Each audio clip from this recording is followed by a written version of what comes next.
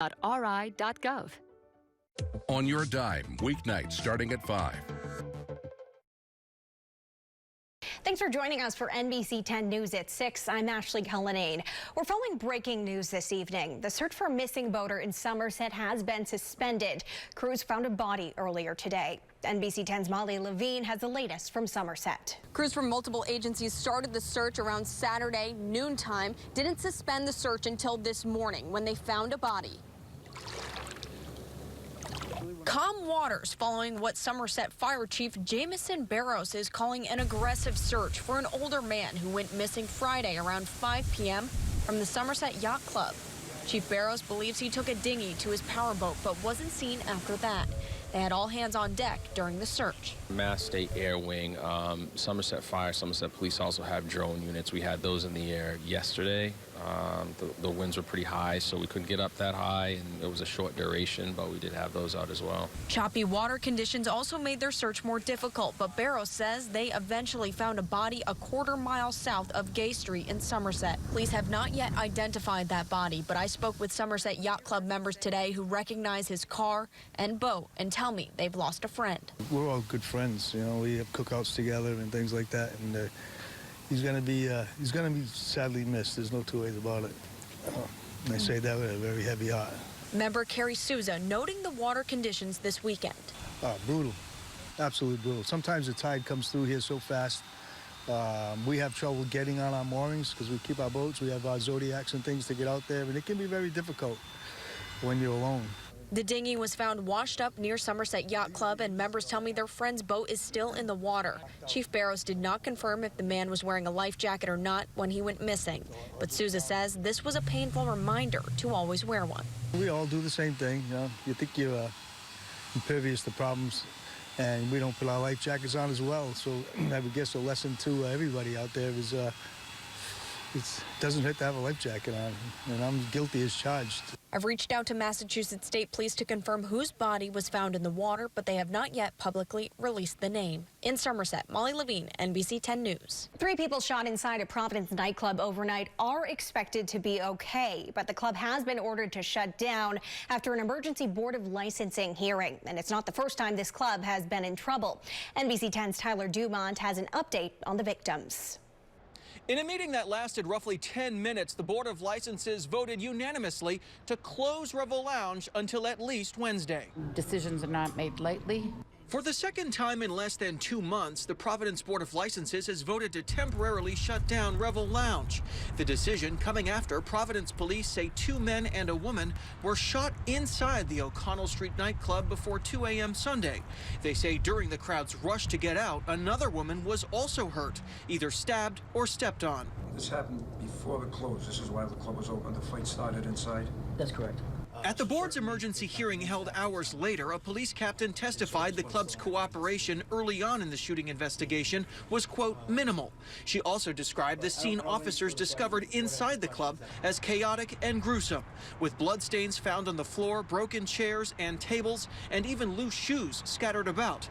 According to a report filed by investigators, one of the victims said the shots were fired by someone on the lower level of the club following a fight near the DJ booth. But this establishment has committed the cardinal sin, which is allowing weapons inside. And regardless of whether they did pat-downs or did not do pat-downs, it really doesn't matter because a weapon ended up inside. Revel was also closed in late August after a shooting outside the club left a 25-year-old man dead. And last year, the club was shut down multiple times after the city said it failed to follow capacity limits during the pandemic.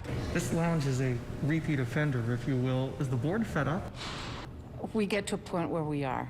You would think that nowadays with the situations in the city of Providence with so many gunshots that you would be more cautious with the people that you want to come to your business. And that if you're not being cautious and you're not being careful, you don't care about the community, you only care about your money. As of this afternoon, police said no suspects had been taken into custody in the latest shooting and no weapons have been recovered.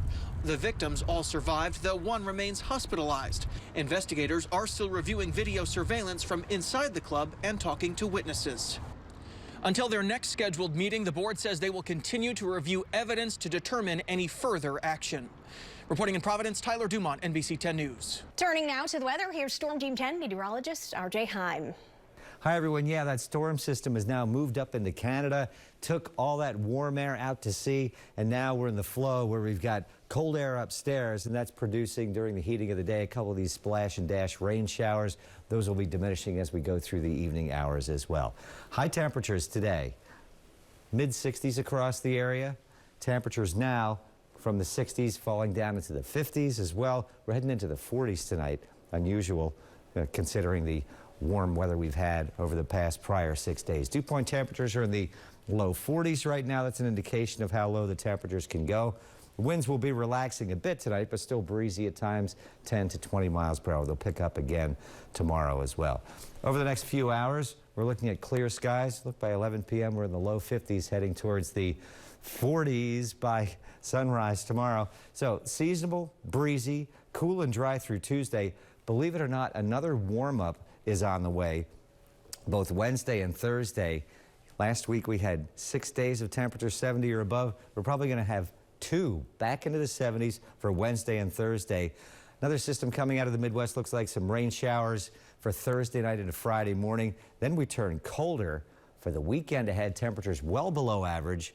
But then, believe it or not, we're going to get a southwest flow. We're going to have a couple of days back into the 70-degree range again. I'll have more on that in the 10-day forecast coming up in just a little bit. Today is the deadline for thousands of Massachusetts state workers to submit proof of COVID-19 vaccination or face termination. The mandate issued in August by Governor Charlie Baker requires any person who works for a Commonwealth Executive Department agency to get the vaccine.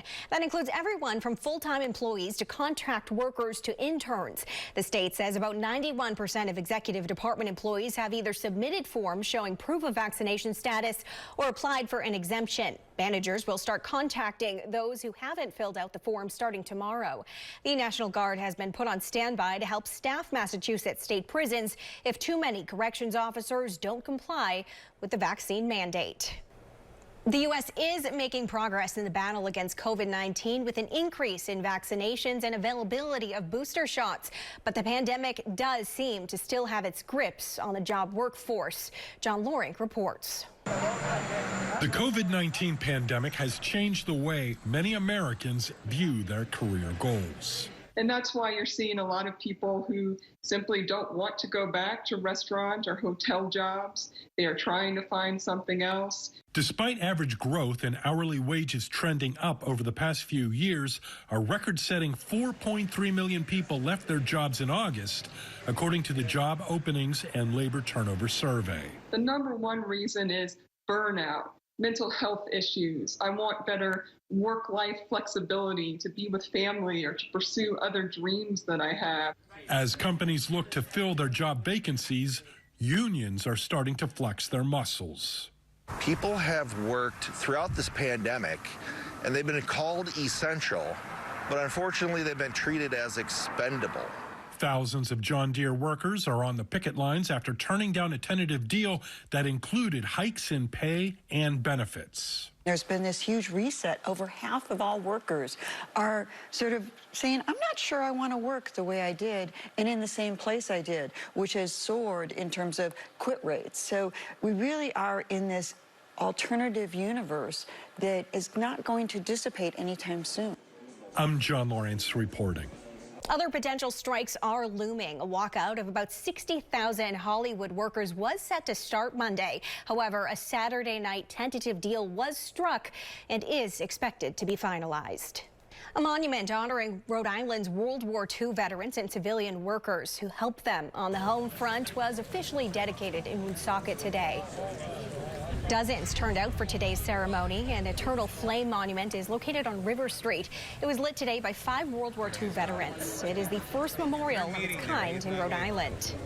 We're honoring not only veterans who fought particularly in World War II and particularly from Woonsocket, but we're also recognizing the citizens of production, the civilians.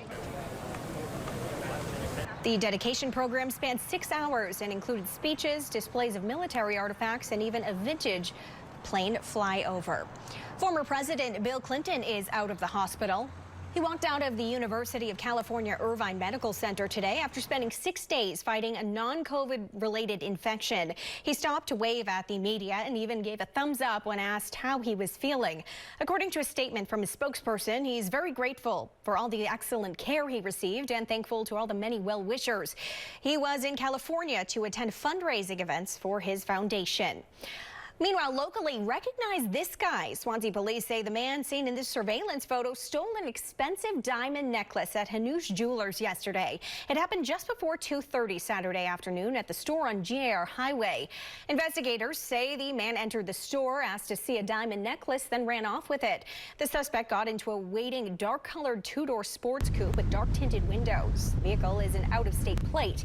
The suspect is described as being in his 30s, between 5.5 and 6 feet tall, with a skinny build, tattoos on both arms, and was wearing a black Tommy Hilfiger t-shirt.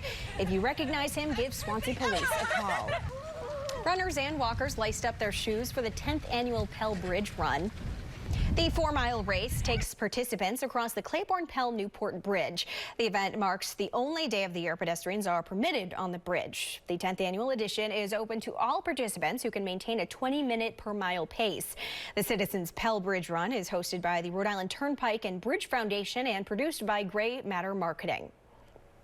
Coming up on NBC 10 News at 6, a group of American missionaries goes missing in Haiti, who investigators believe may be behind it. Plus, pointing the finger, who the Coast Guard is naming as a party of interest in that massive oil spill in California. Closed captioning brought to you by Cardi's Furniture and Mattresses, offering Nairobi's same-day mattress delivery 7 days a week. Nobody delivers faster. Nobody. Generations of veterans serving our nation, and now you can help serve them. NBC 10 is proud to partner with DAV, Disabled American Veterans for Sinclair Cares, supporting all veterans